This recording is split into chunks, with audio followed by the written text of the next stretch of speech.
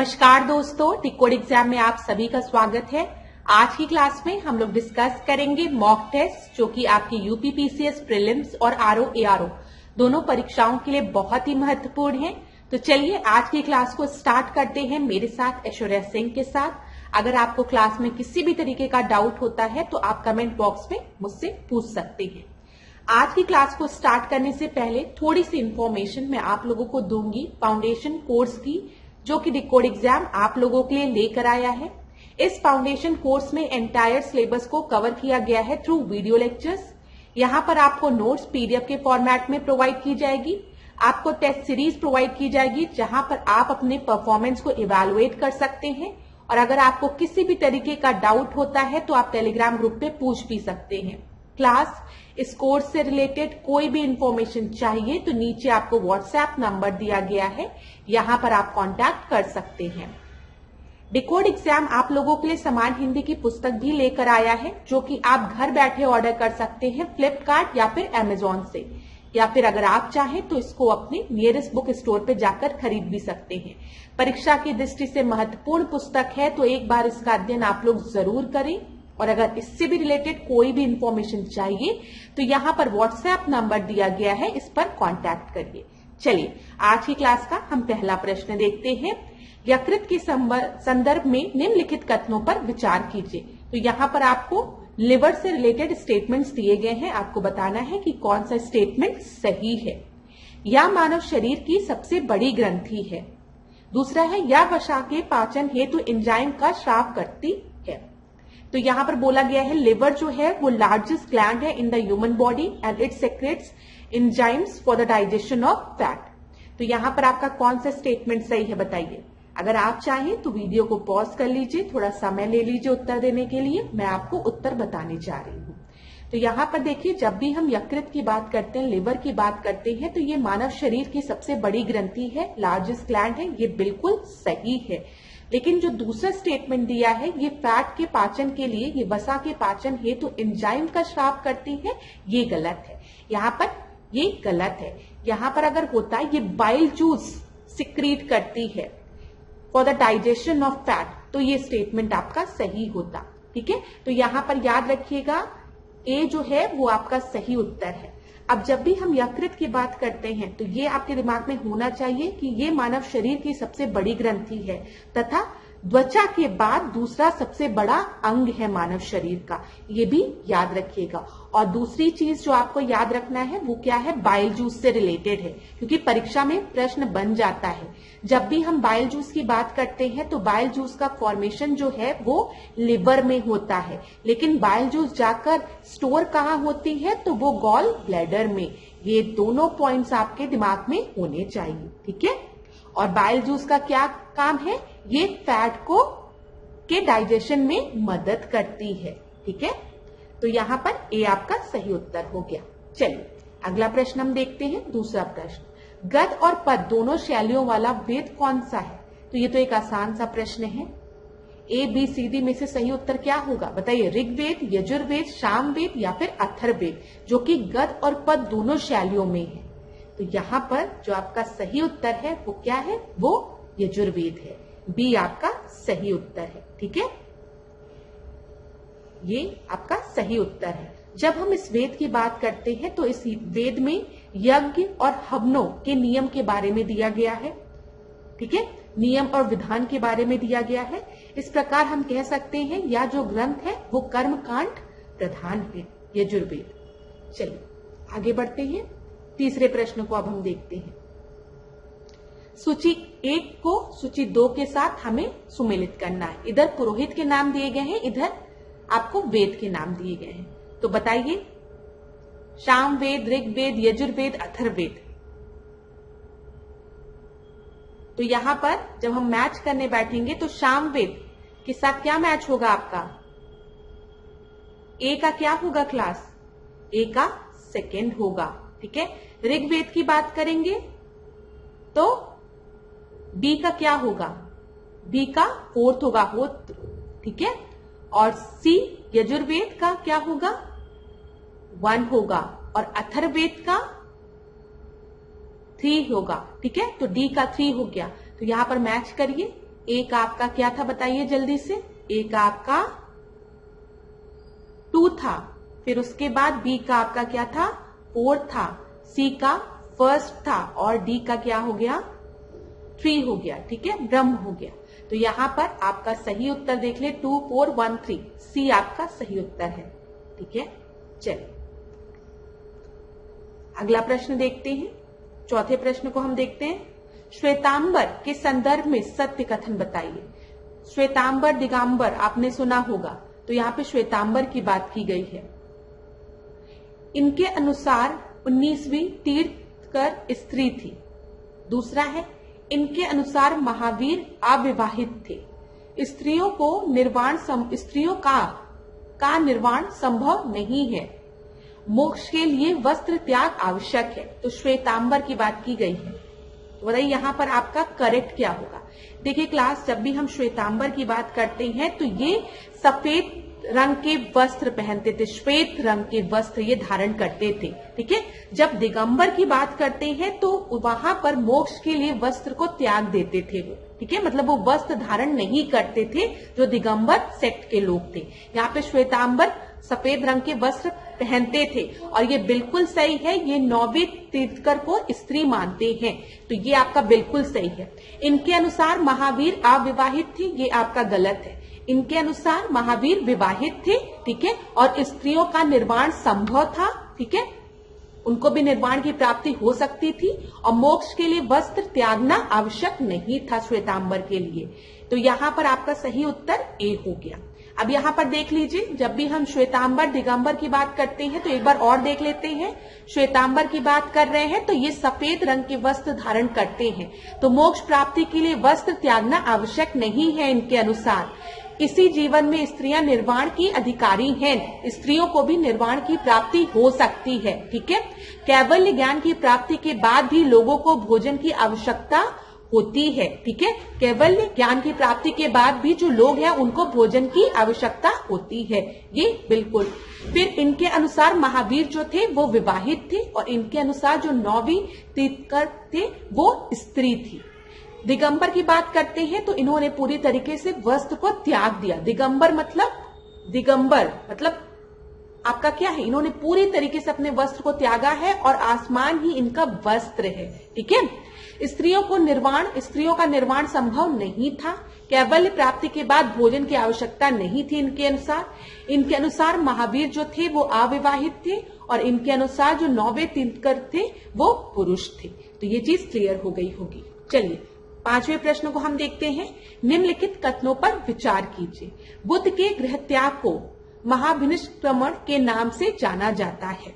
बुद्ध के पहले धर्मोपदेश को धर्मचक्र प्रवर्तन कहा जाता है। तो यहाँ पर बोला गया है आपका कौन सा सही नहीं है।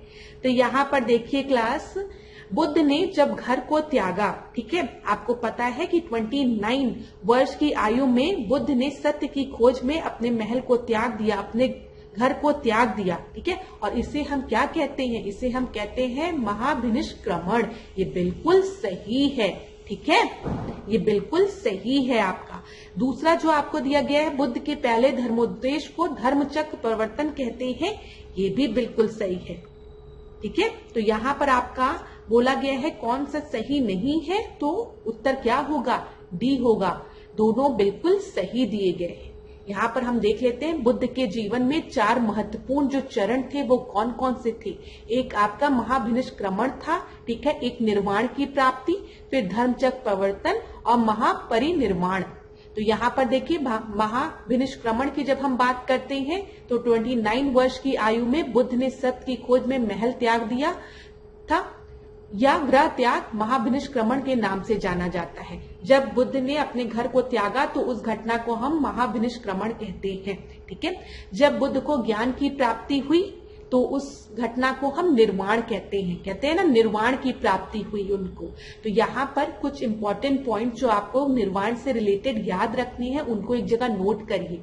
यहाँ पर पूछा जाता है कि बुद्ध के प्रारंभिक गुरु कौन थे, तो अलार कलाम का नाम आप याद रखेंगे। ठीक है, ये चीज याद रखिएगा, अलार कलाम। ठीक है, बुद्ध को 6 वर्ष की कठोर तपस्या के बाद 35 वर्ष की आयु में गया के समीप उरुवेला नामक स्थान पर निरंजना नदी के किनारे पीपल वृक्ष के नीचे वैशाख पूर्णिमा को ज्ञान की प्राप्ति हुई। ये चीज याद रखिएगा, परीक्षा में पूछा जाता है किस नदी के किनारे, ठीक है, बुद्ध को ज्ञान की प्राप्ति हुई, तो निरंजना नदी के किनारे बुद्ध को ज्ञान की प्राप्ति हुई। 29 वर्ष की आयु में इन्होंने अपने घर को त्यागा था और 35 वर्ष की आयु में इनको ज्ञान की प्राप्ति होती है। उरुवेला नामक स्थान पर निरंजना नदी के किनारे पीपल वृक्ष के नीचे। ये सारे पॉइंट्स बहुत इंपॉर्टेंट हैं। धर्मचक्र प्रवर्तन की हम बात करेंगे तो जब बुद्ध सारनाथ में आते हैं तो ये यहाँ पर अपना पहला उपदेश देते हैं, ठीक है। निर्वाण प्राप्ति के पश्चात बुद्ध ने सारनाथ में अपने 5 साथियों को बौद्ध धर्म में दीक्षित किया, ठीक है। बुद्ध के पहले धर्मोपदेश को धर्मचक्र प्रवर्तन कहा जाता है। ये चीज क्लियर हो गई, तो ये याद रखिएगा। धर्मचक्र प्रवर्तन की बात करते हैं तो सारनाथ की बात करते हैं। और महापरिनिर्वाण की हम बात करेंगे तो याद रखिएगा 80 वर्ष की आयु में बुद्ध को महापरिनिर्वाण कहाँ मिला था? कुशीनगर में मिला था। यहाँ पर कुशीनगर में ये अपने शरीर को त्याग देते हैं। तो ये सारी घटनाएं आपको पता होना चाहिए और आप एग्जाम में फिर इसको करेक्ट कर लेंगे। यहाँ पर जो इम्पोर्टेंट पॉइंट्स मैंने आपको बताया है, जैसे इनके प्रारंभिक गुरु का नाम अलार कलाम, आप याद रखेंगे, ठीक है। और फिर यहाँ पर जो जो इम्पोर्टेंट पॉइंट्स बताया सब एक बार आप लोग पढ़ लीजिएगा। चलिए 6th प्रश्न को हम देखते हैं। अमावस्या पूर्णिमा तथा 2 चतुर्थी दिवस को बौद्ध धर्म में किस नाम से जाना जाता है? तो बताइए, उपोषित, उपसंपदा, नत्ति या अनुसावन। तो यहाँ पर जो आपका सही उत्तर है वो क्या है? वो आपका है उपोषित, ठीक है। ए आपका सही उत्तर है। यहां पर हम व्याख्या भी पढ़ेंगे इसकी। देखिए, संघ की सभा में प्रस्ताव नत्ति का पाठ होता है। ये जो आपको दिया गया था यहाँ पर एक टर्म नत्ति, इसका मतलब क्या होता है? इस नत्ति, संघ की सभा में प्रस्ताव मतलब नत्ति उसे कहा जाता है, का पाठ होता है। प्रस्ताव पाठ को अनुसावन कहते हैं, ठीक है। जो प्रस्ताव पाठ होता है उसको अनुसावन कहते हैं और प्रस्ताव को हम नत्ति कहते हैं। संघ में प्रविष्ट होने को उपसंपदा कहा जाता है। जब आप संघ में प्रविष्ट होते हैं तो उसे उपसंपदा कहा जाता है। बौद्धों के लिए महीने के 4 दिन अमावस्या, पूर्णिमा तथा 2 चतुर्थी दिवस उपवास के दिन होते हैं। अमावस्या, पूर्णिमा तथा 2 चतुर्थी दिवस को बौद्ध धर्म में उपोषित के नाम से जाना जाता है। तो ये चीज क्लियर हो गई। तो यहाँ पर जितने भी पॉइंट्स आपको बताए गए हैं तो आप इसको एक जगह नोट डाउन कर लीजिए। यहाँ पे क्या क्या आपको याद रखना है? जो प्रस्ताव होता है उसको हम नत्ति कहते हैं, प्रस्ताव के पाठ को हम अनुसावत कहते हैं, ठीक है। फिर उसके बाद आपको याद रखना है यहाँ पर कि संघ में प्रविष्ट होने को क्या कहा जाता है? उपसंपदा कहा जाता है। और अमावस्या, पूर्णिमा तथा 2 चतुर्थी दिवस को बौद्ध धर्म में उपोषित के नाम से जाना जाता है। चलिए आगे बढ़ते हैं, 7वें प्रश्न को देखते हैं। क्लास अगर आपको ऐसा लग रहा है कि मैम की स्पीड बहुत तेज है तो आप प्लीज वीडियो को पॉज कर लीजिए, अपने अकॉर्डिंग प्रश्न का उत्तर दीजिए, फिर मेरे एक्सप्लेनेशन को सुनिए। असल में मैं आपसे रोज हर क्लास में ये कहती हूँ कि मुझे आप लोगों को बहुत टाइम देने में ऐसा लगता है ना कि आपका टाइम वेस्ट ना हो रहा, तो इसलिए मैं कहती हूँ कि अगर आपको मेरी स्पीड फास्ट लगती है तो आप वीडियो को पॉज कर करके देखिए, ठीक है। और अगर स्लो लगती है तब तो आप लोग वीडियो को फास्ट करके देख ही लेते होंगे। बस यहाँ पर इस वीडियो का जो मेन पर्पज होता है वो होता है आपका रिवीजन कराना। तो जैसे रोज आपका थोड़ा थोड़ा चीज रिवाइज होती रहे और आपको भी पता चल पाए कि किस सब्जेक्ट में आपके क्वेश्चन ज्यादा गलत हो रहे हैं। यहाँ पर हम देखते हैं 7वें प्रश्न को। नीचे 2 वक्तव्य दिए गए हैं, एक कथन और दूसरा कारण। तो चलिए देखते हैं। एजर्शन रीजन बेस्ड प्रश्न है। महमूद गजनवी ने भारत पर 17 बार आक्रमण किया था। उसका उद्देश्य भारत की संपत्ति को लूटना एवं इस्लाम का प्रचार करना था। तो बताइए यहाँ पर आपका सही उत्तर क्या होगा? ये बिल्कुल सही है कि महमूद गजनवी ने भारत पर 17 बार आक्रमण किया था, ठीक है। ये बिल्कुल सही है। और उसका उद्देश्य क्या था? भारत से संपत्ति को लूटना एवं इस्लाम का प्रचार करना। ये भी बिल्कुल सही है, ठीक है। ये चीज याद रखिएगा। तो यहाँ पर आपका सही उत्तर क्या है? ए आपका सही उत्तर है। ए तथा आर दोनों सही है और ए का या सही स्पष्टीकरण आर है। ठीक है, देखिए यहां पर इनका बिल्कुल भी जब महमूद गजनवी जो था उसका मेन पर्पस था लूटना भारत। ठीक है, लूटना, ये कहीं पर भी इसका विचार ये नहीं था कि ये स्थायी मुस्लिम साम्राज्य की स्थापना करना चाहता है। लूटने के पर्पस से ही महमूद गजनवी ने 17 बार भारत पर आक्रमण किया था। चलिए अगला प्रश्न हम देखते हैं, 8वां प्रश्न। देखिए, निम्नलिखित कथनों पर विचार कीजिए। कुतुबुद्दीन ऐबक के द्वारा भारत में तुर्क राज की स्थापना की गई थी। 1178 में गुजरात आक्रमण में मोहम्मद गौरी को चालुक्य सोलंकी वंश के शासक भीम द्वितीय ने पराजित किया था। ठीक है, फिर 1191 में गौरी को पृथ्वीराज चौहान ने तराइन के प्रथम युद्ध में पराजित किया था। तो बताइए इसमें से आपका सही उत्तर क्या है? कुतुबुद्दीन ऐबक द्वारा भारत में तुर्क राज की स्थापना की गई थी, ये सही है कि गलत? किसके द्वारा भारत में तुर्क राज की स्थापना की गई थी? मोहम्मद गौरी द्वारा।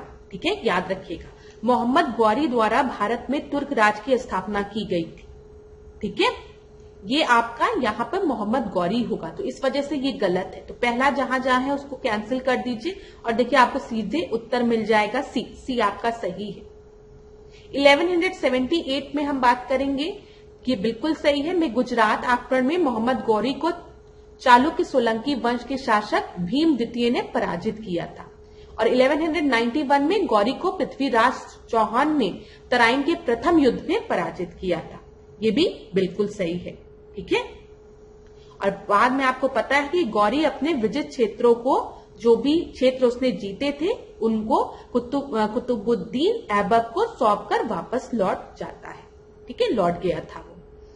तो यहां पर याद रखिएगा, ये याद रखिएगा क्लास 1191 में जो तराइन का युद्ध हुआ था उसमें पृथ्वीराज चौहान ने प्रथम युद्ध में गौरी को पराजित किया था।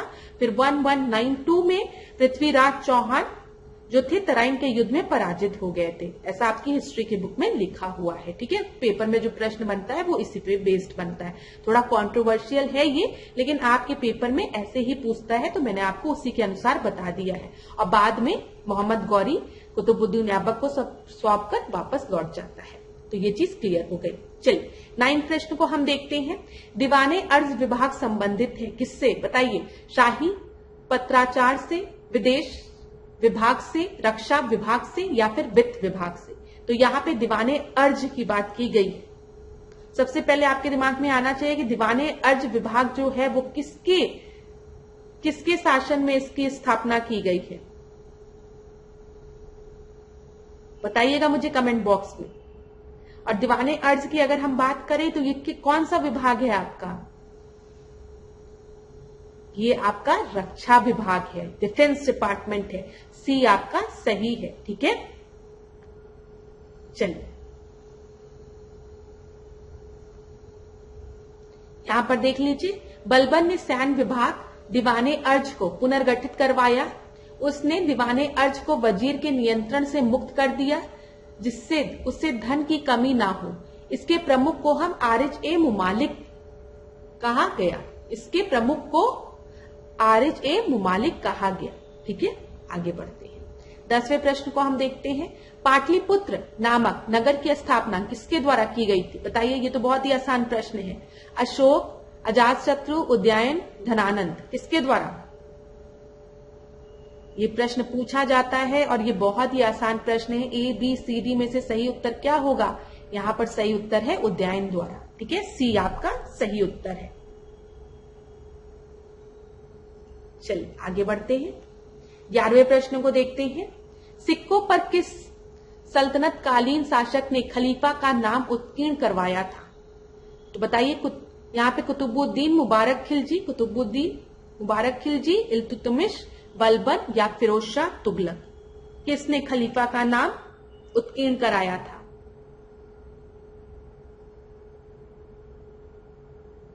तो यहां पर आपका जो सही उत्तर है वो क्या है? वो फिरोज शाह तुगलक है। डी आपका सही उत्तर है। ठीक है, डी आपका सही उत्तर है।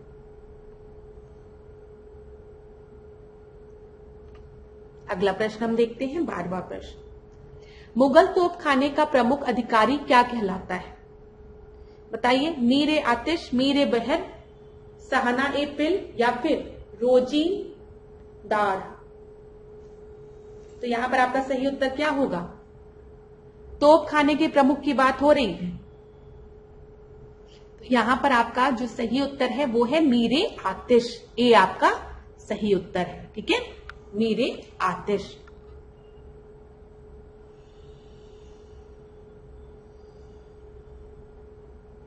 यहां पर देख लें कुछ और इंपॉर्टेंट पॉइंट्स। मुगल तोपखाने का प्रमुख अधिकारी मीर ए आतिश कहलाता था।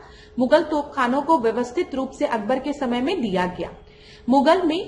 मुगल काल में मीर ए बहर जो था वो नौसेना विभाग का प्रमुख होता था। ठीक है, मुगल हस्ती सेना का प्रमुख सहाना ए पिल कहलाता था। और मुगल काल में उन्हें जो सरकारी विभाग में कार्यरत थे परंतु मनसबदार नहीं थे, रोजिनदार कहलाते थे। ठीक है, इन्हें दैनिक वेतन दिया जाता था। तो ये चीज याद रखिएगा, रोजिनदार कौन थे? जो सरकारी विभाग में कार्यरत थे लेकिन मनसबदार नहीं थे। ठीक है, यहाँ पर मीर ए बहर जो थे वो नौ सेना विभाग से संबंधित थे और हस्ती सेना का जो प्रमुख होता था वो सहाने पिल कहलाता था। तो सारे ही पॉइंट्स इंपॉर्टेंट है, तो एक जगह नोट डाउन कर लीजिएगा। 13 प्रश्न को हम देखते हैं। यहाँ पर हिस्ट्री के क्वेश्चंस हैं तो ज्यादा एक्सप्लेन करने की जरूरत नहीं है, सब फैक्चुअल क्वेश्चंस है। जहां पर भी एक्सप्लेनेशन की जरूरत होगी वहां पर एक्सप्लेन किया जाएगा। देखिए, नीचे दो वक्तव्य दिए गए हैं, एक कथन और दूसरा कारण। तो बताइए क्या सही है कथन कारण में? शिवाजी के शासनकाल में कृषि को प्रोत्साहन दिया गया। बेकार भूमि पर खेती करने के लिए कोई कर नहीं लिया जाता था। तो बताइए क्या सही है? शिवाजी के शासनकाल में कृषि को प्रोत्साहन दिया गया, तो ये बिल्कुल सही है। और ये भी सही है, बेकार जो भूमि थी उस पर जब खेती की जाती थी तो उस समय से कोई भी टैक्स नहीं लिया जाता था उस भूमि पर। तो यहाँ पर दोनों ही बिल्कुल सही हैं और ए आपका सही उत्तर हो जाएगा। यहाँ पर देख लेते हैं शिवाजी का राजस्व प्रशासन। शिवाजी का राजस्व व्यवस्था अहमदनगर राज में मलिक अंबर द्वारा अपनाई गई रैयतवाड़ी प्रथा पर आधारित था। शिवाजी ने भूमि को ठेके पर देने की प्रथा को त्याग दिया। भूमि की पैमाइश के आधार पर उत्पादन का अनुमान लगाया जाता था। आरंभ में शिवाजी ने पैदावार का 33% लगान वसूल करवाया, परंतु बाद में स्थानीय करों तथा चुंगियों को माफ करने के बाद इसे बढ़ाकर 40% कर दिया था। ठीक है, राजस्व नगद या वस्तु जजिया के रूप में चुकाया जा सकता था। नए इलाके बसाने को प्रोत्साहन देने के लिए किसानों को लगान मुक्त भूमि प्रदान की जाती थी और राज्य कृषि को प्रोत्साहन देने के लिए तकावी ऋण देकर तथा बेकार भूमि पर खेती करने के लिए पहले कोई कर न लेकर प्रोत्साहित करते थे। तो ये एक अच्छा सा जनरल सा प्रश्न था। तो यहाँ पर आपका सही उत्तर जो था वो ए था। ठीक है, अगर आप चाहें तो वीडियो को पॉज करके इस व्याख्या को एक बार और पढ़ भी सकते हैं। वैसे यहाँ पर कोई इंपॉर्टेंट पॉइंट अगर होता तो मैं आपको जरूर बताती। 14 प्रश्न को अब हम देखते हैं। फारस के शासक नादिर शाह आक्रमण किस मुगल बादशाह के काल में हुआ था? तो बताइए, नादिर शाह ने आक्रमण किस मुगल बादशाह के काल में किया था?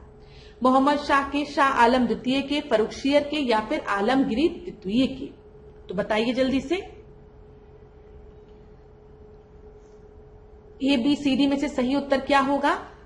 1739 में मोहम्मद शाह ने दिल्ली पर आक्रमण किया था। तो यहां पर किसके समय पे किया था? मोहम्मद शाह के। ए आपका सही उत्तर है। ठीक है,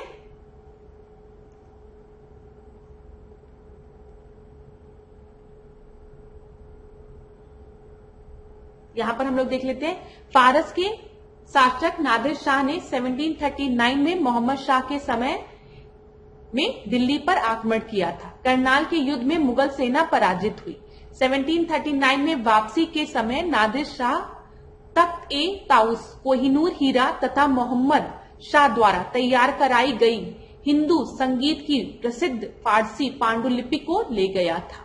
ये भी चीज याद रखिएगा। ठीक है, फारस के शासक नादिर शाह के उत्तराधिकारी अहमद शाह अब्दाली ने 1748 में मोहम्मद शाह के समय में ही दिल्ली पर आक्रमण किया था। तो ये इनके नादिर शाह के उत्तराधिकारी अहमद शाह अब्दाली की बात हो रही है।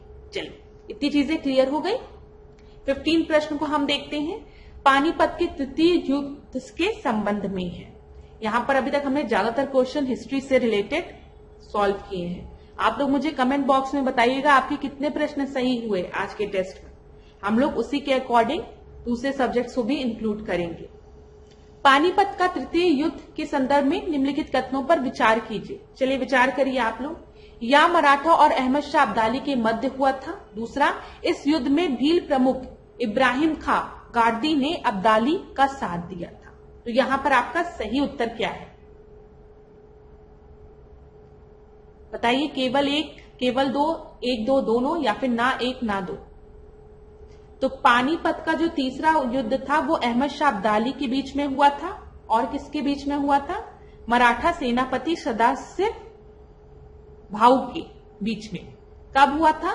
14 जनवरी 1761 को। अगर हम वर्तमान को देखेंगे तो पानीपत के मैदान पे, ठीक है। और यहाँ पर अगर हम देखेंगे इस युद्ध में भील प्रमुख इब्राहिम खां गारदी ने मराठों का साथ दिया था, ठीक है। ये चीज याद रखिएगा। इस युद्ध में जो भील प्रमुख इब्राहिम गारदी दिया है यहाँ पर कि इन्होंने अब्दाली का साथ दिया था, ये आपका गलत है, ठीक है। तो यहाँ पर आपका सही क्या हो जाएगा? केवल एक, केवल एक आपका सही है, ठीक है। ये मराठा और अहमद शाह अब्दाली के मध्य हुआ था, बिल्कुल सही है। यहाँ पे मराठा सेनापति सदाशिव राव भाऊ थे, ठीक है, 1761 में हुआ था। और इस युद्ध में मराठों का साथ दिया था भील प्रमुख इब्राहिम खां गारदी ने। तो ये आपका सही उत्तर हो गया। अगला प्रश्न देखते हैं 16। चलिए, अब पॉलिटी के क्वेश्चन से तो देखते हैं, ये तो आप लोगों को बहुत ही अच्छे लगते होंगे। सर्वोच्च न्यायालय ने किस मामले में उन सभी स्थितियों को सूचीबद्ध किया था जहां अनुच्छेद 356 के तहत शक्तियों का प्रयोग किया जा सकता था? तो बताइए किस केस में? वामन राव वाद में, मिनर्वा मिल्स केस में, मुंबई वाद में, या फिर गोलकनाथ? तो यहां पर जो आपका सही उत्तर है वो है मुंबई वाद केस में। सी आपका सही उत्तर है, ठीक है। ये चीज याद रखिएगा। आगे बढ़ते हैं दूसरे प्रश्न पे। 17 प्रश्न को देखिए। चार्टर अधिनियम 1813 के संदर्भ में निम्नलिखित कथनों पर विचार कीजिए। चलिए विचार कीजिए। कंपनी का भारतीय व्यापार पर एकाधिकार चीनी व चाय को छोड़कर समाप्त हो गया था। ईसाई धर्म प्रचारकों को भारत में धर्म प्रचार करने की स्वीकृति प्रदान की गई थी और भारतीयों की आय से शिक्षा के लिए प्रतिवर्ष 1 लाख रुपए व्यय करने का प्रावधान किया गया था। तो यहाँ पर आपका सही उत्तर क्या होगा?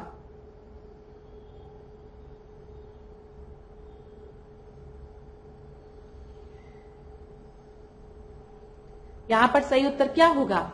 अब मैं बता सकती हूँ, यहाँ पर ज्यादातर स्टूडेंट ने, मैं आपको बता रही हूँ क्लास, मार्क किया है डी, ठीक है। अब जिन्होंने भी डी मार्क किया है वो थोड़ी देर के लिए सैड हो जाइए, दुखी हो जाइए। क्यों? अभी पता चलेगा। देखिए 1813 की जब भी हम बात करते हैं तो ये बिल्कुल सही है कि कंपनी का भारतीय व्यापार पर एकाधिकार चीनी और चाय को छोड़कर समाप्त हो गया था। जो मोनोपोली थी वो पूरी तरीके से खत्म हो गई थी except tea and trade with China. और ये tea and trade with China वाली जो मोनोपोली थी ये भी आगे चलकर 1833 चार्टर एक्ट में खत्म हो जाती है। ये बिल्कुल सही है। ईसाई धर्म प्रचारकों को भारत में धर्म प्रचार करने की स्वीकृति प्रदान की गई थी। क्रिश्चियन मिशनरीज को अलाउ किया गया था कि वो अपने रिलीजन को भारत में प्रोपोगेट कर सकते हैं, बिल्कुल सही है। अब यहाँ पर देखिए 1813 की जब हम बात कर रहे हैं तो यहाँ पर शिक्षा के लिए, भारतीयों की शिक्षा के प्रति वर्ष 1 लाख रुपए व्यय करने का प्रावधान किया गया था। ये बिल्कुल सही है, लेकिन भारतीयों की आय से नहीं, ठीक है, कंपनी की आय से भारतीयों की शिक्षा के लिए, समझ में आया? कंपनी की आय से भारतीयों की शिक्षा के लिए प्रतिवर्ष 1 लाख रुपए व्यय करने का प्रावधान किया गया था। तो यहाँ पर आपका सही उत्तर जो है वो 1 और 2 है, 3 आपका गलत हो गया। आगे बढ़ते हैं। अच्छा प्रश्न था ये। 18 प्रश्न को हम देखते हैं। अटॉर्नी जनरल के बारे में दिया गया है। तो चलिए देखिए, अटॉर्नी जनरल की नियुक्ति भारत के राष्ट्रपति द्वारा की जाती है, ठीक है। दूसरा है, अटॉर्नी जनरल के रूप में नियुक्त होने के लिए उन योग्यताओं का होना अनिवार्य है जो उच्चतम न्यायालय के किसी न्यायाधीश की नियुक्ति के लिए आवश्यक है। तो अब आप मुझे बताइए, अटॉर्नी जनरल का अपॉइंटमेंट कौन करता है? जब हम अटॉर्नी जनरल की बात करते हैं तो सबसे पहले ये किस अनुच्छेद में दिया गया है? जल्दी से बताओ, जब तक मैं आर्टिकल लिख रही हूं। आर्टिकल 76 में, ठीक है।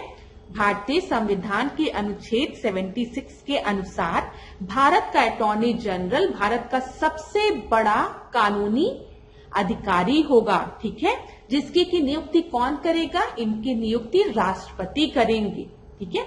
और अटॉर्नी जनरल के रूप में नियुक्त होने के लिए जो योग्यता है वो क्या है? वो उच्चतम न्यायालय के किसी न्यायाधीश की नियुक्ति के लिए जो योग्यता होती है वही होनी चाहिए, ठीक है।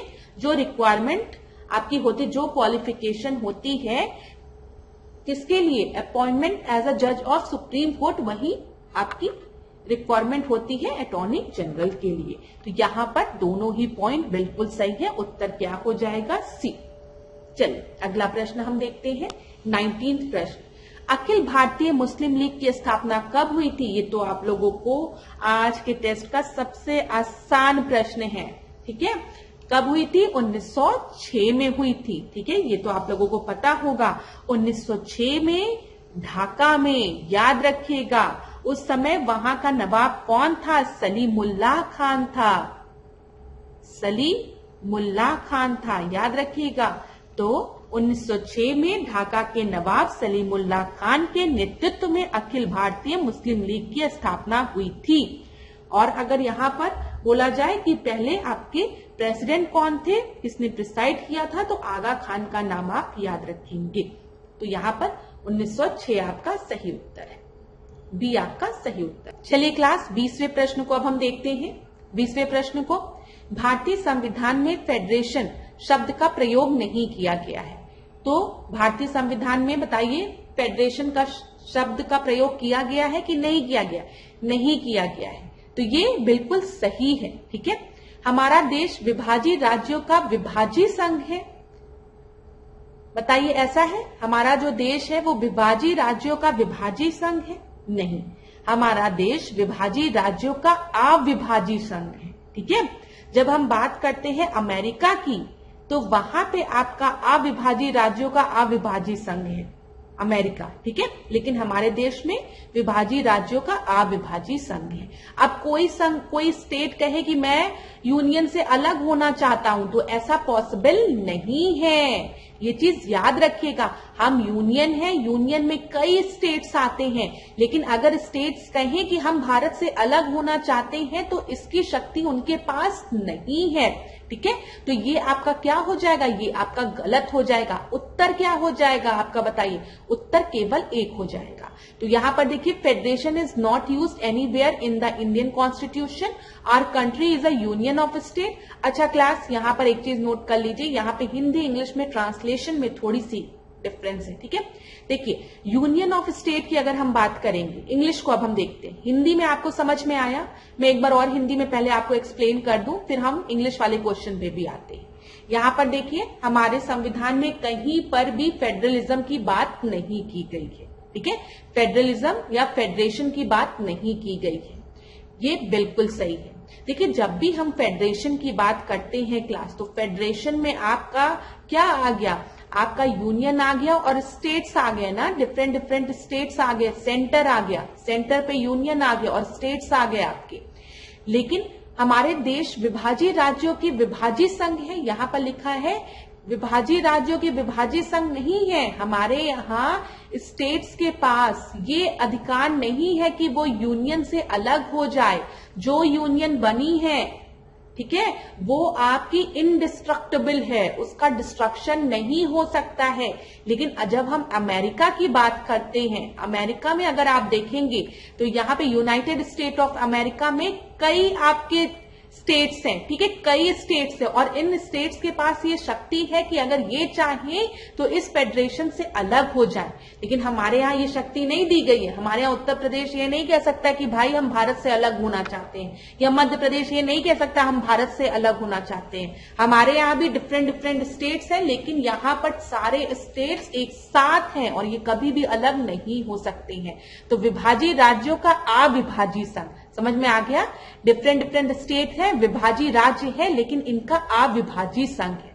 संघ का विभाजन नहीं हो सकता है। ये चीज क्लियर हो गई होगी।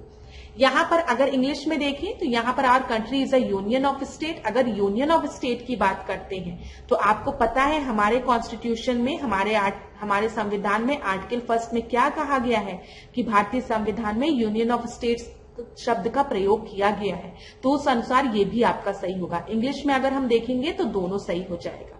ये चीज समझ में आ गया ना? यूनियन ऑफ स्टेट की बात तो आर्टिकल 1 में ही की गई है, ठीक है। तो देख लीजिए यहां पर ये चीज आप देख लीजिएगा। इसको भारतीय संविधान में फेडरेशन शब्द का प्रयोग नहीं किया गया है, ये बिल्कुल सही है। भारतीय संविधान में यूनियन ऑफ स्टेट्स शब्द का प्रयोग किया गया है। हमारे संविधान किसी समझौते का परिणाम नहीं है जैसा कि अमेरिका में है। हमारे संविधान में किसी भी राज्य को अलग होने की स्वतंत्रता नहीं है। हमारे देश में विभाजी राज्यों का अविभाजी संघ है, जबकि अमेरिका में अविभाजी राज्यों का अविभाजी संघ है, ठीक है। वहां पर अलग हो सकते हैं, हमारे संविधान में नहीं। चलिए 21वें प्रश्न को हम देखते हैं। संविधान सभा एक दलीय निकाय है, सभा ही कांग्रेस है और कांग्रेस ही भारत है। ये किसका कथन था? यह कथन बताइए किसके द्वारा दिया गया था? लॉर्ड विस्काउंट के द्वारा, ग्रेनविल ने, ऑस्टिन के द्वारा, आइवर जेनिंग्स के द्वारा, या विंस्टन चर्चिल के द्वारा? तो यहां पर ये आपका जो किसने कहा था, जो कॉन्स्टिट्यूएंट असेंबली है वो वन पार्टी बॉडी है, ठीक है। असेंबली ही कांग्रेस है और कांग्रेस ही भारत है। ये किसने कहा था? ये कहा था ग्रेनविले ऑस्टिन ने। बी आपका सही उत्तर है, ठीक है, याद रखिएगा। देखिए यहां पर ऑस्टिन ने अपनी पुस्तक द इंडियन कॉन्स्टिट्यूशन में लिखा है कि संविधान सभा एक दलीय निकाय है, सभा ही कांग्रेस है और कांग्रेस ही भारत है। लॉर्ड विस्काउंट की जब हम बात करते हैं, इन्होंने संविधान सभा को हिंदुओं का निकाय कहा था, याद रखिएगा। पूछा जा सकता है कि हिंदुओं का निकाय संविधान सभा को किसने कहा था? तो लॉर्ड विस्काउंट ने कहा था। फिर उसके बाद विंस्टन चर्चिल के अनुसार संविधान सभा ने भारत के केवल एक बड़े समुदाय का प्रतिनिधित्व किया था, ये भी याद रखिएगा। इसने कहा था कि संविधान सभा ने भारत के एक बड़े समुदाय का प्रतिनिधित्व किया है, तो विंस्टन चर्चिल ने। और आइवर जेनिंग्स के अनुसार अगर हम देखेंगे तो यहाँ पर भारतीय संविधान निर्माता ने भारतीय संघ में अल्पसंख्यक हितों एवं भावनाओं को न्यूनतम रखने का प्रयास किया है। तो ये सारे चीज आप याद रखेंगे, परीक्षा में पूछा जा सकता है और पूछा जाता भी है। 22वां प्रश्न हम देखते हैं। भारत परिषद अधिनियम से रिलेटेड है, इंडियन काउंसिल एक्ट 1861 से रिलेटेड है। इसके तहत वाइसरॉय की विधान परिषद की संख्या में कमी की गई। इसमें विकेंद्रीकरण की प्रक्रिया को बल दिया गया। तीसरा है, वाइसरॉय को परिषद की संतुति के बिना अध्यादेश जारी करने का अधिकार प्रदान किया गया। तो यहाँ पर आपका सही उत्तर क्या होगा बताइए। अच्छा, यहाँ पर सही उत्तर क्या होगा से पहले देख लीजिए, पूछा गया है कौन सा सही नहीं है, ठीक है। तो 1861 इंडियन काउंसिल एक्ट की बात कर रहे हैं। इसके तहत वाइसरॉय की विधान परिषद की संख्या में कमी की गई। अब याद रखिएगा, वाइसरॉय की विधान परिषद की संख्या में कमी की गई नहीं, उसको इंक्रीज किया गया, वृद्धि की गई, ठीक है।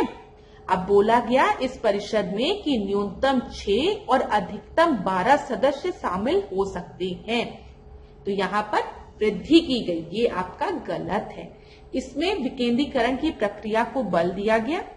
बताइए, ये बिल्कुल सही है। क्यों बोला जा रहा है कि इसमें विकेंद्रीकरण की प्रक्रिया को बल दिया गया? क्योंकि इस अधिनियम के तहत मद्रास और मुंबई प्रेसिडेंसी को विधायी शक्तियां पुनः प्रदान कर दी गई, ठीक है। जो विधायी शक्तियां मद्रास और मुंबई से ली गई थी, मुंबई से, उसको उन्हें पुनः दे दी गई। इसी वजह से इसमें विकेंद्रीकरण प्रक्रिया को बल दिया गया, ये बिल्कुल सही है। वाइसरॉय को परिषद की संतुति के बिना अध्यादेश जारी करने का अधिकार दिया गया। ठीक है, यहाँ पर ऑर्डिनेंस इशू करने का अधिकार दिया गया, ये भी बिल्कुल सही है। तो यहाँ पर याद रखिएगा आपका सही उत्तर क्या होगा, कौन सा सही नहीं है बोला गया है, तो ए आपका सही उत्तर हो जाएगा। परीक्षा में कई बार पूछा गया है कि ऑर्डिनेंस इशू करने का वाइसरॉय को अथॉरिटी किस एक्ट के थ्रू मिली, तो इंडियन काउंसिल एक्ट 1861 के थ्रू। चलिए अगला प्रश्न देखते हैं, ये प्रश्न अच्छा था। अब 23वां प्रश्न देखते हैं। संविधान सभा के संदर्भ में निम्नलिखित कथनों पर विचार कीजिए। इसमें सभी रियासतों के प्रतिनिधि सम्मिलित हुए थे।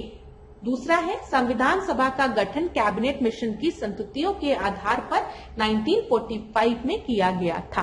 और तीसरा है 9 दिसंबर 1946 को संविधान सभा की प्रथम बैठक नई दिल्ली स्थित काउंसिल चैम्बर के पुस्तकालय भवन में हुई।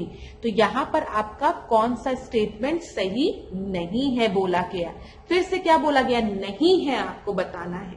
तो चलिए बताइए यहाँ पर कि यहाँ पर आपके सभी रियासतों के प्रतिनिधित्व सम्मिलित हुए थे कि नहीं,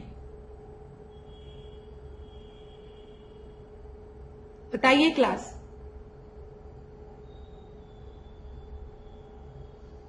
यहां पर अगर हम देखेंगे, यहां पर सभी रियासतों के प्रतिनिधित्व सम्मिलित नहीं हुए थे, ये आपका गलत है। ठीक है, ये आपका गलत है। अगर हम यहां पर देखेंगे तो हैदराबाद एक ऐसी रियासत थी जिसके प्रतिनिधित्व संविधान सभा में सम्मिलित नहीं हुए थे। यहां पर आप लिख भी सकते हैं हैदराबाद। फिर उसके बाद दिया गया है संविधान सभा का गठन कैबिनेट मिशन की संस्तुतियों के आधार पर 1945 में हुआ था। बताइए कब हुआ था, 1945 में हुआ था? नहीं, 1946 में हुआ था ना, याद रखिएगा। अगर हम संविधान सभा की पहली बैठक की बात करते हैं तो 9 दिसंबर 1947 को संविधान सभा की जो पहली बैठक थी वो नई दिल्ली में हुई थी। ठीक है, संविधान सभा की प्रथम बैठक नई दिल्ली में स्थित काउंसिल चैम्बर के पुस्तकालय भवन में हुई थी। ये आपका सही है। तो यहाँ पर आपका गलत क्या होगा, 1 और 2। तो उत्तर क्या हो जाएगा 23वें का, ए आपका सही उत्तर है। ठीक है, ये चीज याद रखिएगा। चलिए आगे बढ़ते हैं 24वें प्रश्न पे। देखिए क्लास, जिन भी प्रश्न में समय देने की जरूरत होगी वहां पर मैं कोशिश करती हूँ कि आपको समय दिया जाए सोचने के लिए, लेकिन कुछ क्वेश्चंस डायरेक्ट होते हैं तो वहां पर मैं तुरंत उत्तर दे देती हूँ। अगर आपको दिक्कत होती हो तो प्लीज वीडियो को पॉज कर लिया करिए, और अगर टेस्ट में कोई भी दिक्कत होती हो तो मुझसे पूछ लिया करिए। अच्छा, लास्ट क्लास में आप में से किसी स्टूडेंट ने मुझसे पूछा था कि मैम एंजाइम्स क्या है, तो याद रखिएगा जो एंजाइम्स है वो आपके बायोकैटलिस्ट होते हैं। ठीक है, लेकिन ये बने किससे होते हैं, ज्यादातर ये प्रोटीन से मिलकर बने होते हैं। तो ये चीज आपको याद रखना है। वैसे कमेंट में मैंने आपका आंसर भी दे दिया था। चलिए 4th प्रश्न को अब हम देखते हैं। संविधान सभा के द्वारा राष्ट्रीय ध्वज को कब अपनाया गया? तो ये तो एक डायरेक्ट प्रश्न है, बताइए। 14 अगस्त 1945, 22 जुलाई 1946, 22 जुलाई 1947 या 26 नवंबर 1949? तो यहाँ पर आपका जो सही उत्तर है वो क्या है, दोनों में से बी या सी में से क्या होगा बताइए। 22 जुलाई दोनों जगह कॉमन है, तो ईयर कौन सा था? ईयर आपका 1947 था कि 1946 था? 1947 था। तो 22 जुलाई 1947 को नेशनल फ्लैग अडॉप्ट किया गया था कॉन्स्टिट्यूएंट असेंबली द्वारा। 24 का सी आपका सही उत्तर है। ठीक है, चलिए अगला प्रश्न देखते हैं 25 प्रश्न को। भारतीय संविधान में मौलिक कर्तव्यों का विचार किस देश से लिया गया था? ये तो बहुत ही आसान प्रश्न है। फ्रांस द्वारा, आयरलैंड द्वारा, अमेरिका द्वारा या भूतपूर्व सोवियत संघ द्वारा? तो ये बहुत ही आसान प्रश्न है, बताइए। फंडामेंटल ड्यूटीज कहां से ली गई थी? तो ये यूएसएसआर से ली गई थी। डी आपका सही होगा। ठीक है, आगे बढ़ते हैं। अगला प्रश्न देखते हैं 26वां प्रश्न। भारतीय संविधान की प्रस्तावना के संदर्भ में निम्नलिखित कथनों पर विचार करिए। तो प्रियम्बल से रिलेटेड चीजें हैं, तो बताइए। इसके अनुसार संविधान की शक्ति का स्रोत सर्वोच्च न्यायालय है। इसके अनुसार न्याय, स्वतंत्रता, समता और बंधुत्व संविधान के उद्देश्य है। इसमें उल्लिखित तिथि 26 जनवरी 1950 है। तो यहाँ पर आपका सही उत्तर क्या होगा, करेक्ट स्टेटमेंट बताना है। तो क्लास आप मुझे बताइए, source of the constitution power, शक्ति का स्रोत सर्वोच्च न्यायालय को बोला गया है। बिल्कुल गलत है ये। We the people of India, we the people of India. शक्ति किसके हाथों में है बताइए? संविधान में शक्ति का स्रोत किसे माना गया है? भारत के लोगों को, we the people of India को। तो ये तो आपका गलत है, बिल्कुल एक तो आपका गलत हो गया। यहां पर हम जस्टिस, लिबर्टी, इक्वालिटी, फैटर्निटी की बात करते हैं। हाँ बिल्कुल सही है, ये बिल्कुल सही है। और डेट जो मेंशन है हमारे प्रेम्बल में वो 26 जनवरी 1950 है। 26 जनवरी 1950 नहीं, ये क्या है? ये 26 नवंबर, ठीक है, 1949, जिस दिन हमारा संविधान बनकर तैयार हुआ। ठीक है, ये चीज याद रखिएगा। तो यहां पर आपका सही उत्तर क्या हो जाएगा? यहां पर आपका सही उत्तर केवल 2 हो जाएगा, बी हो जाएगा। ये चीज क्लियर हो गई होगी। ठीक है, आगे बढ़ते हैं। 27 प्रश्न को अब हम देखते हैं। 11वीं अनुसूची संविधान में 74वें संवैधानिक संशोधन के द्वारा जोड़ी गई। 11 शेड्यूल को बताइए, 11 शेड्यूल को क्या 74th कॉन्स्टिट्यूशनल अमेंडमेंट एक्ट के थ्रू जोड़ा गया? दूसरा है 74वां संविधान संशोधन शहरी क्षेत्र की स्थानीय स्वशासन संस्थाओं को कार्य करने के लिए 28 विषय प्रदान करता है। तो अब मुझे बताइए, क्या 11 शेड्यूल को हमने 74th कॉन्स्टिट्यूशनल अमेंडमेंट एक्ट के थ्रू जोड़ा? नहीं, हमने 12th शेड्यूल को 74th कॉन्स्टिट्यूशनल अमेंडमेंट एक्ट के थ्रू जोड़ा। 11 की जब हम बात करते हैं तो ये पंचायती से रिलेटेड है, इसको हमने 73rd कॉन्स्टिट्यूशनल अमेंडमेंट एक्ट के थ्रू जोड़ा था। ठीक है, तो ये आपका गलत हो गया। और जब हम बात करते हैं 74th की, तो यहां पर आपका जो दिया गया है 28 विषय दिए गए हैं। नहीं, 73rd कॉन्स्टिट्यूशनल अमेंडमेंट एक्ट की जब हम बात करते हैं तो उसमें पंचायती संस्थाओं को कार्य करने के लिए 29 विषय दिए गए हैं। और अगर हम 74th कॉन्स्टिट्यूशनल अमेंडमेंट एक्ट की बात करेंगे शहरी क्षेत्र के स्थानीय स्वशासन की, तो यहां पर 18 विषयों की बात की गई है। तो क्लियर हो गया। फिर से मैं रिवाइज करा दूं, 11 शेड्यूल जो है उसको 73rd कॉन्स्टिट्यूशनल अमेंडमेंट एक्ट के थ्रू जोड़ा गया, जो कि पंचायती राज इंस्टीट्यूशन से रिलेटेड है। इसमें 29 सब्जेक्ट्स है। ठीक है, जब हम 74th कॉन्स्टिट्यूशनल अमेंडमेंट एक्ट की बात करेंगे, इसको 12th शेड्यूल से जोड़ा गया है और इसमें 18 सब्जेक्ट्स हैं। तो यहां पर आपका दोनों ही बिल्कुल गलत है, तो कुछ भी सही नहीं होगा। चलिए देखते हैं 28 प्रश्न। अनुच्छेद 13 के अनुसार कौन किसी विधि के मूल अधिकारों के उल्लंघन करने पर उसे समाप्त कर सकता है? तो बताइए, अगर वॉल्यूशन ऑफ फंडामेंटल राइट्स हो रहे हैं तो आप किसके पास जा सकते हैं? उच्चतम न्यायालय के पास, उच्च न्यायालय के पास या फिर जिला न्यायालय के पास? तो यहां पर आपको पता है, जब फंडामेंटल राइट्स का वॉल्यूशन होता है, मौलिक अधिकारों का उल्लंघन होता है, तो आप जा सकते हैं आर्टिकल 13 के अनुसार उच्चतम न्यायालय और उच्च न्यायालय के पास। और सुप्रीम कोर्ट में जाने के लिए जब हम बात करते हैं तो यहां पर हम बात करते हैं आर्टिकल 32 की, और हाई कोर्ट की जब हम बात करते हैं तो आर्टिकल 226 की बात की जाती है। तो यहां पर आपका सही उत्तर क्या हो जाएगा? 1 और 2, बी आपका बिल्कुल सही है। व्याख्या भी देख लेते हैं। अनुच्छेद 13 मूल अधिकारों से असंगत या उनका अल्पीकरण करने वाली विधियों को शून्य होगी। ठीक है, बोला गया है जो भी अगेंस्ट है फंडामेंटल राइट्स वो आपकी शून्य होंगी। ठीक है, इसका आशय न्यायिक समीक्षा से है, जुडिशियल रिव्यू से है। उच्चतम न्यायालय की जब हम बात करते हैं, सुप्रीम कोर्ट की बात करते हैं, तो हम सुप्रीम कोर्ट में आर्टिकल अनुच्छेद 32 की बात करते हैं, हाई कोर्ट में आर्टिकल 226 ठीक है की बात करते हैं। तो इसके थ्रू इनको यह शक्ति प्रदान की गई है कि किसी विधि द्वारा मूल अधिकारों का उल्लंघन होने पर वे उसे गैर संवैधानिक या अवैध घोषित कर सकते हैं। तो ये याद रखिएगा, ठीक है। चलिए आगे बढ़ते हैं, 29 प्रश्न को देखते हैं। यहाँ पर कथन कारण बेस्ड प्रश्न है। उच्च न्यायालय का रिट क्षेत्राधिकार सर्वोच्च न्यायालय से व्यापक है। फिर लिखा है सर्वोच्च न्यायालय केवल मौलिक अधिकारों के हनन की स्थिति में ही रिट जारी कर सकता है। तो देखिए क्लास, अभी हमने आर्टिकल 32 और आर्टिकल 226 की बात की है। जब हम आर्टिकल 22 की बात कर रहे हैं तो यहाँ पर हम सुप्रीम कोर्ट की बात कर रहे हैं। आर्टिकल 226 में हम हाई कोर्ट की बात कर रहे हैं। अब ये चीज याद रखिएगा कि जब भी हम हाई कोर्ट के रिट जारी करने की बात करते हैं, ठीक है, यहाँ पे जो रिट का क्षेत्राधिकार है हाई कोर्ट का, उच्च न्यायालय का, वो सर्वोच्च न्यायालय से ज्यादा है। क्यों ज्यादा है?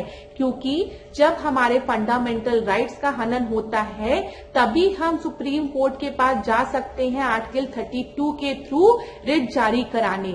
लेकिन हाई कोर्ट की जब बात आती है तो यहाँ पर आपके फंडामेंटल राइट्स के हनन साथ ही साथ अदर मैटर्स भी इंक्लूडेड होते हैं। जो लिखा है सर्वोच्च न्यायालय केवल मौलिक अधिकारों के हनन की स्थिति में ही रिट जारी कर सकता है, लेकिन हाई कोर्ट और भी मैटर्स में रिट जारी कर सकता है। इसीलिए हम कहते हैं उच्च न्यायालय का रिट क्षेत्राधिकार सर्वोच्च न्यायालय से व्यापक है। तो यहाँ पर एकदम सही है, ए आपका सही उत्तर है। आगे बढ़ते हैं, तीसरे प्रश्न को देखते हैं। चलिए, विट्ठल भाई जे पटेल केंद्रीय विधान परिषद के अध्यक्ष निर्वाचित होने वाले प्रथम भारतीय थे। लोकसभा की प्रथम महिला अध्यक्ष मीरा कुमारी बनी। तो यहाँ पर आप बताइए, विट्ठल भाई पटेल जो थे वो पहले प्रेसिडेंट थे सेंट्रल लेजिस्लेटिव असेंबली के। ये सही है कि गलत है? बताइए, समय लीजिए, यस कि नो। तो यहाँ पर आपका उत्तर क्या होगा? यस, ये बिल्कुल करेक्ट है।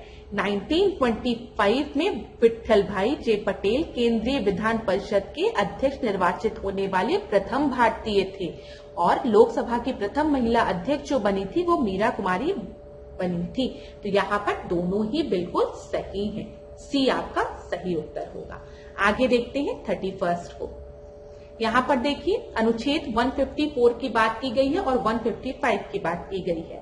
तो आर्टिकल 155 में क्या, 154 में बोला गया there shall be a governor for each state in the country, और 155 में बोला गया गवर्नर को चीफ मिनिस्टर अपॉइंट करेंगे। तो बोला गया है इसमें आपका कौन सा सही है? तो बताइए कौन सा सही है जल्दी से। तो यहाँ पर 154 में क्या बोला गया, राज्यपाल होना चाहिए? नहीं।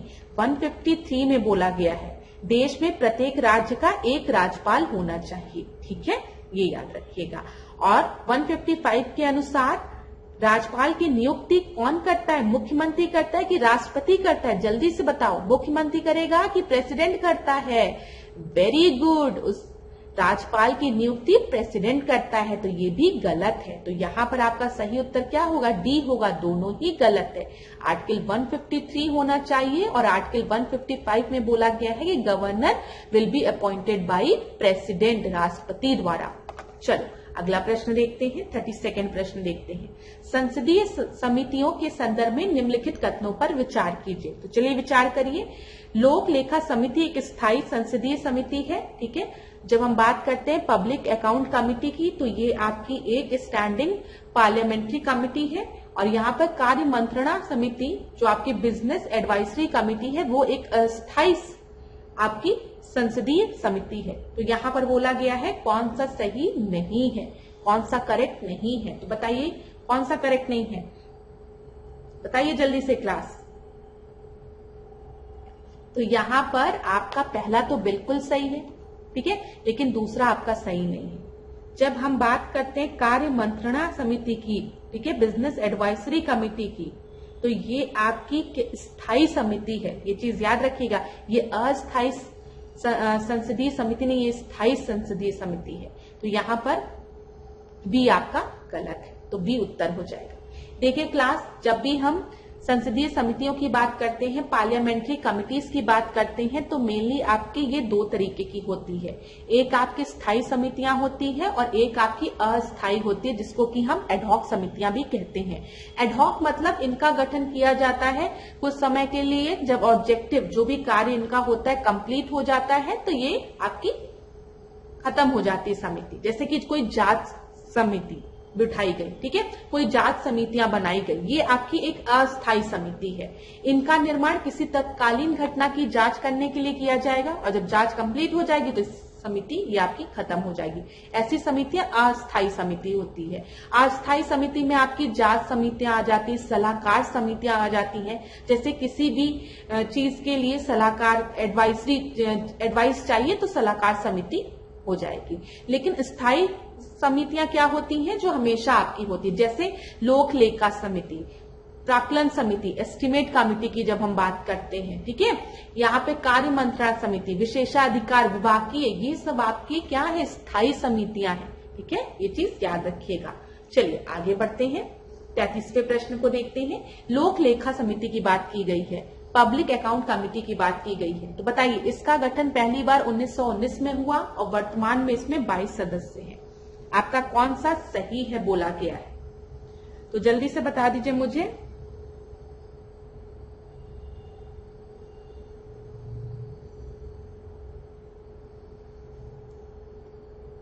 क्या सही है इसमें बोला गया है, कौन सा सही है? लोक लेखा समिति का गठन पहली बार 1919 में हुआ था।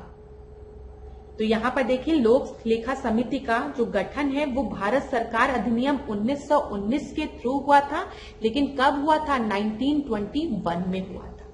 ये चीज याद रखिएगा, ठीक है, ये याद रखिएगा।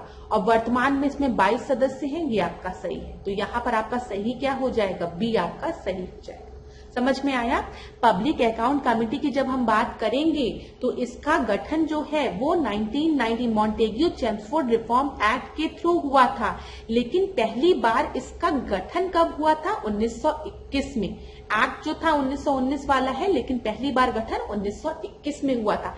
इसी वजह से ये आपका गलत हो गया, ठीक है। इसमें बहुत से स्टूडेंट कंफ्यूज हुए होंगे, क्योंकि उनको पता रहता है कि पब्लिक अकाउंट कमेटी का जो गठन है वो भारत सरकार अधिनियम 1919 के अंतर्गत हुआ था, और वो सीधे वही देखेंगे कि 1919 दिया है, सही है, लेकिन इसमें लिखा है it was formed for the first time, तो पहली बार 1921 में ये आपकी गठित हुई थी। ये चीज याद रखिएगा। चलिए अगला प्रश्न देखते हैं, 34वां प्रश्न। सहकारी समितियों के गठन से संबंधित प्रावधान किस संशोधन के द्वारा संविधान में जोड़े गए? बताइए 42nd, 55, 69 या फिर 97। तो ये तो बहुत ही आसान प्रश्न है, हमने डिस्कस भी किया है। जब हम कोऑपरेटिव सोसाइटी की बात करते हैं तो कोऑपरेटिव सोसाइटी को 97 कॉन्स्टिट्यूशनल अमेंडमेंट एक्ट के थ्रू जोड़ा गया। अगला प्रश्न देखते हैं और आज की क्लास का आखिरी प्रश्न, उत्तर प्रदेश राज्य कब अस्तित्व में आया? तो बताइए यूपी कब अस्तित्व में आया? 1937 में, 1947 में, 1950 में या फिर 1956 में? उत्तर प्रदेश एग्जिस्टेंस में कब आया? तो यहाँ पर आपका सही उत्तर क्या होगा? 26 जनवरी 1950। सी आपका सही उत्तर है, ठीक है। चलिए, और आपको पता है कि इसके पूर्व इसे हम संयुक्त प्रांत मतलब यूनाइटेड प्रोविंस के नाम से भी जानते थे। तो thank you so much class, आज के सेशन को यहीं पे एंड करेंगे। अगर आज की क्लास में आपको कोई भी डाउट हुआ हो तो आप मुझे जरूर बताइएगा, ठीक है। और नेक्स्ट क्लास में हम लोग आपसे मिलेंगे। टेस्ट कैसा लगा, कितने क्वेश्चंस आप लोगों के सही हो रहे हैं बताइएगा, और कोई भी सब्जेक्ट में कोई भी दिक्कत हो रही हो तो मुझे बता दीजिएगा। और जो भी आपके डाउट्स हैं कमेंट बॉक्स में मैं उनका आंसर दे भी देती हूँ आप लोगों को। तो लास्ट में मैं फिर आप लोग से यही कहूंगी कि अपने पे विश्वास रखिए, खूब पढ़िए और खूब आगे बढ़िए, ठीक है।